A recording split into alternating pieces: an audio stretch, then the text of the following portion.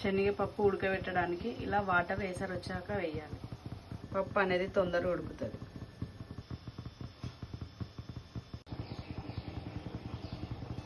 పప్పు ఇలా ఉడికాక స్టవ్ ఆఫ్ చేసేసుకోవాలి.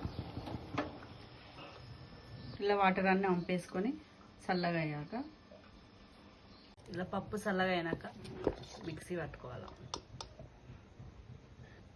ఇలా సన్నగా కట్ చేసిన బెల్లం పప్పు మిక్సీ పట్టుకున్నాక దీంట్లో బెల్లం వేసుకొని మిక్సీ పట్టుకోవాలి. ఇలా మొత్తం మిక్సీ పట్టేసుకోవాలి. ఇలాచీలు సోంపు వేసుకొని దంచాలి.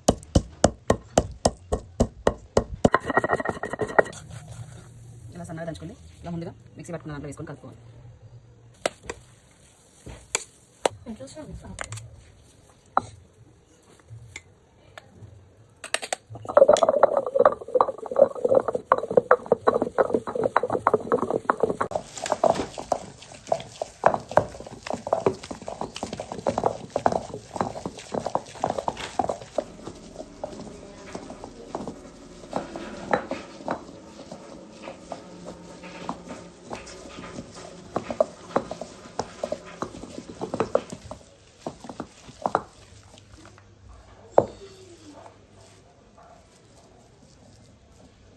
ఇలా సన్నగా అయ్యాక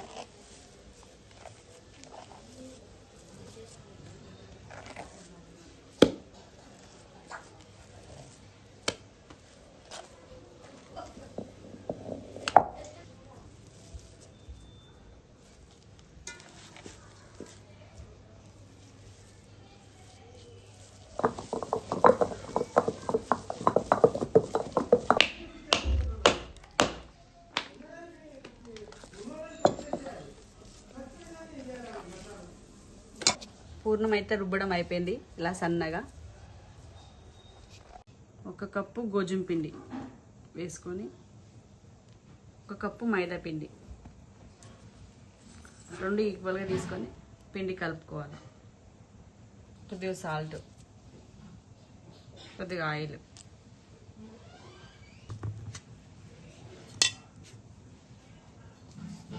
వాటర్ వేసుకొని కలుపుకోవాలి.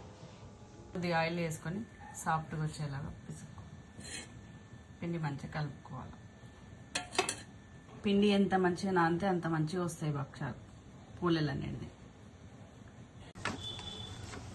ముందుగా పిసుకున్న పిండి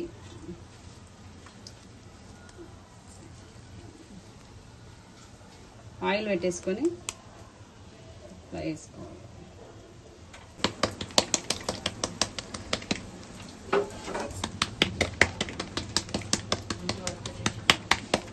ప్యాన్ పైన ఆయిల్ వేసుకొని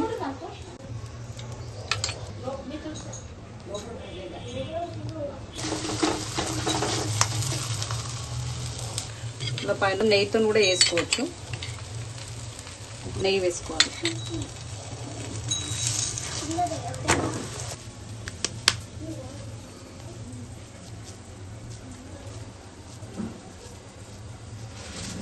ఈ సైజ్ తీసుకున్నాం.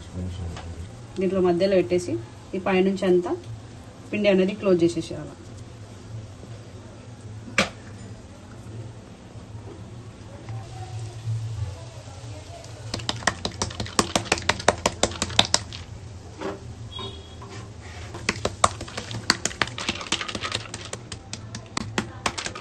ఆయిల్ వేసుకోవాలి.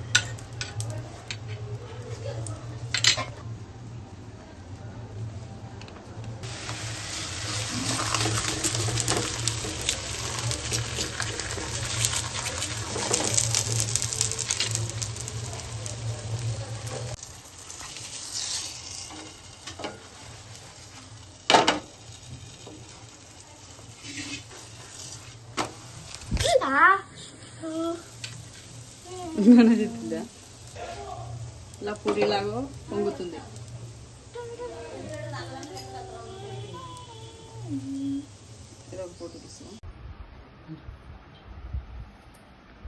భక్షాలు ఇలా చేస్తే మెత్తగా ఉంటాయి.